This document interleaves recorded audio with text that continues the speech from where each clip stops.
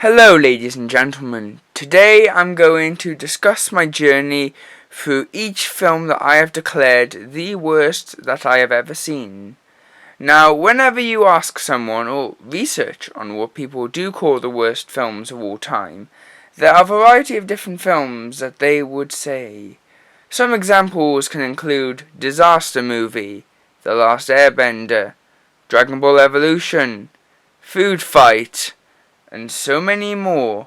Now, let's get on to the video. When it comes to the first film I had ever disliked, we shall go back to around 2009 or 2010, where me and my sibling had to be babysat, in which we watched the dreaded film, The True Story of Puss in Boots. And what made me hate that film was the atrocious animation, horrid voice acting, and annoying characters. This proved to me that not all films are good. However, that unfortunately was only the start of myself watching these dreaded monstrosities. Now, we fast forward to about 3 years later, in which it was the first time that I deliberately went out of my way to watch a film I knew I would not like. That film being Tom and Jerry the movie. Now, with this film, I had seen a clip of it a few years before the actual film, and I thought it looked rather stupid. And yeah, I was right about that, as Tom and Jerry the movie was not only stupid, but it was also disrespectful to the legacy of Tom and Jerry by making them talk. Adding to this were the painful musical numbers that were only included because almost every hand-drawn animated film of the 1990s were musicals thanks to the Disney Renaissance. After watching Tom and Jerry the movie, I wanted to venture forth into some of the worst films of all time, as I was fascinated on seeing how low the bar could go. So this is why I decided to watch Titanic: The Legend Goes On and The Legend of the Titanic. Both of these films were made in the late 90s and early 2000s, and are based on the tragedy of the Titanic back in 1912. And these films were also leeching off the massive success of James Cameron's Titanic, in which that film became the highest grossing film of all time at that point. What really got me fascinated by these movies were on how disrespectful they were to the people who were on board of the Titanic. In fact, the legend of the Titanic says that the missing boats of the Titanic were never really missing. Are you kidding me? As for Titanic: The Legend Goes On, whilst I saw that film before The Legend of the Titanic, it was for a few days the worst film I ever saw, hence why it's mentioned in this video, due to its mediocre animation and terrible story. I legit mean that there was a rapping dog in one scene of this film. Now, you animation enthusiasts must be wondering, what about the third animated Titanic film? Well, we shall have to wait a bit before coming to that one. However, now is the perfect time to talk about 2013's Gravity. With this film, I watched it with my parents, as it won a lot of Oscars, one of which being Best Picture. Funny story about that, because back in 2014, before I watched Gravity, I thought Best Picture only meant Best Visual Quality. Probably because that is the only good thing to say about this horrid piece of crap. What really stood out to me about the terribleness of Gravity was its lack of story, as the film was just about Sandra Bullock and George Clooney's characters floating through space for 90 minutes. The only other good thing from the viewing experience was that I had a packet of Skittles to help me get through this terrible effing movie. Now, with the next film I'll be discussing, it isn't technically a film, but a short film called Animal Soccer World.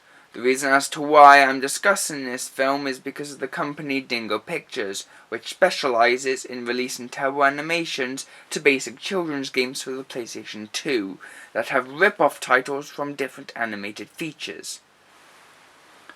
However, when I researched on what people consider to be the worst Dingo Pictures short, it turned out to be Animal Soccer World. Now, the runtime of Animal Soccer World is roughly 30 minutes, and those 30 minutes were some of the most painfully boring 30 minutes of my life. Now, Animal Soccer World is a different kind of rip-off, as it doesn't rip off an animated feature, but an animated segment from Disney's Bedknobs and Broomsticks, and if you've seen that film, you know what part of the film I'm talking about, where the characters have a soccer game. So, there's barely any plot in this film. Now, you're probably thinking that is the lowest you can possibly go for an animated mockbuster. Well, look no further than the horrendous film Scooby-Doo in Arabian Nights. Before I get started, I would like to address I do like most of the Scooby-Doo direct-to-video films. In fact, I think some are good enough to be released in cinemas. However, with this film in particular, I would honestly believe it if this was an animated mockbuster of the Scooby-Doo films rather than an actual Scooby-Doo film. The biggest problem I have with Scooby-Doo and Arabian Nights is how it isn't a proper Scooby-Doo film as it likes to call itself. This is actually a package film similar to films such as The Three Caballeros, Kronk's New Groove, and The Many Adventures of Winnie the Pooh. However, unlike those three films, Scooby-Doo and Arabian Nights has none of the charm nor quality of those films. Instead, the film decides to show us an Aladdin rip-off along with a drawn-out short of a Hanna-Barbera cartoon character that virtually no one knows. This is made even worse on how it barely even has a Scooby Gang, as Fred, Daphne and Velma aren't present in the film, and Scooby and Shaggy only have about 10 minutes of screen time in this over an hour long film. Remember earlier on in the video when I talked about how there was a third animated Titanic film? Well, here it is, In Search of the Titanic, also known as Tentaclino. Now, before I get into why this is such a terrible film, I shall discuss on why I did not watch it straight after the previous two animated Titanic films, and that is because I didn't feel as though I was ready to see this awful piece of crap due to the terribleness of the previous two. Now, onto this film. In Search of the Titanic is a sequel to The Legend of the Titanic, in which it has little or no connection to the original, and even contradicts events that happened in the original film. However, that isn't the only issue with the film, as the film isn't even really about searching for the Titanic. Instead, the film is about the main cast from the first film going to Atlantis, where they meet sentient toys and humanoid fish that could be seen as a 2D version of Shark Tale's cast. When it comes to terrible film franchises, what do you think of? Home Alone? Hotel Transylvania? Twilight? Whilst those franchises do suck, there is one that is much worse, and that franchise being Alpha and Omega. In this segment, I'll be talking about the franchise's two worst films, but before we get to them, I shall present to you all my ratings for every Alpha and Omega film. Alpha and Omega 1, 5 out of 10. Alpha and Omega 2, A Holiday Adventure, 2 out of 10. Alpha and Omega 3, The Great Wolf Games, 2 out of 10. Alpha and Omega, The Legend of the Sawtooth Cave, 2 out of 10. Alpha and Omega Family Vacation, 1 out of 10.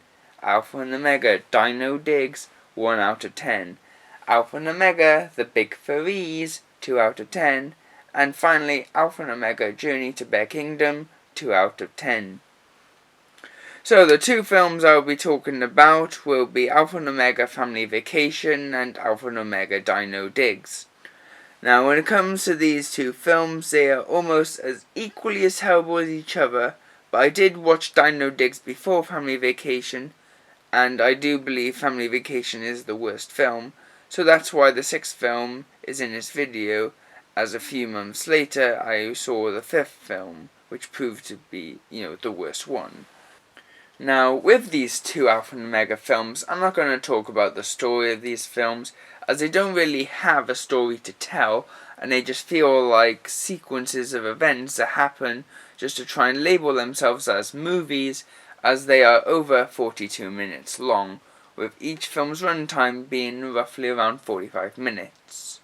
Now, just a fair warning that the next four films coming up are some of the absolute worst films ever made. I know I've said that about the previous films in this video, but these 4 are a special kind of awful, to where these literally are the worst films that I will ever see in my entire life. Oh, here we go.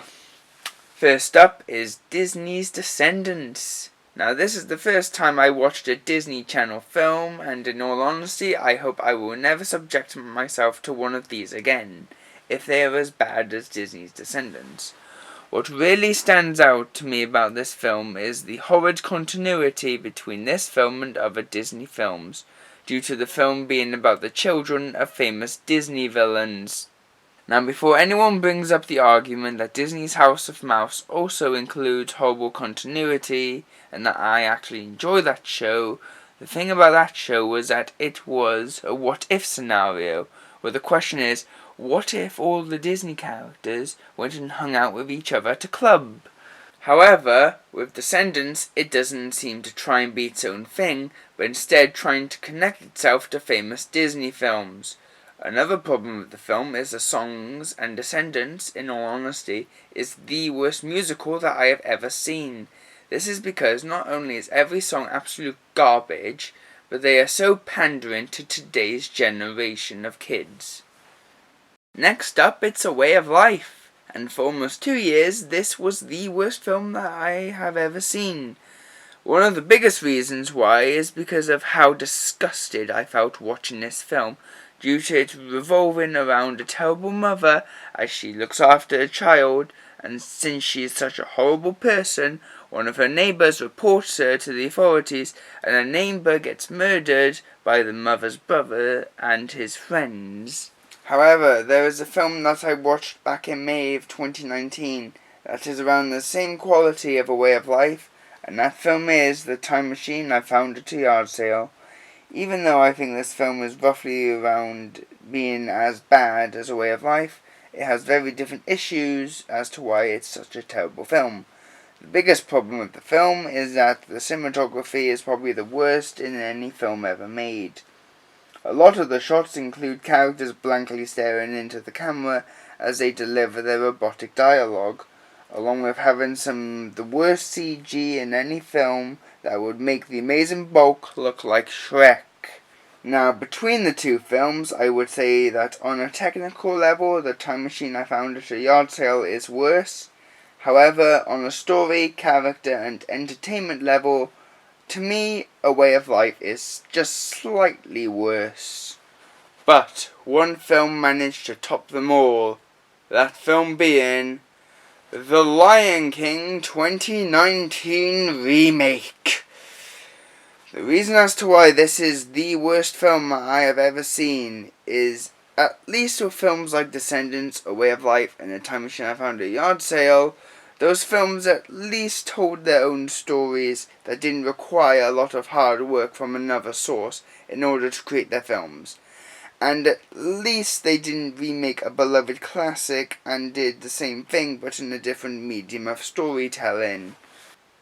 The biggest problem with the Lion King remake is that it has no reason to exist. The first film is a classic. Why do you need to copy the original but do very little different? Is there anything I liked in this movie?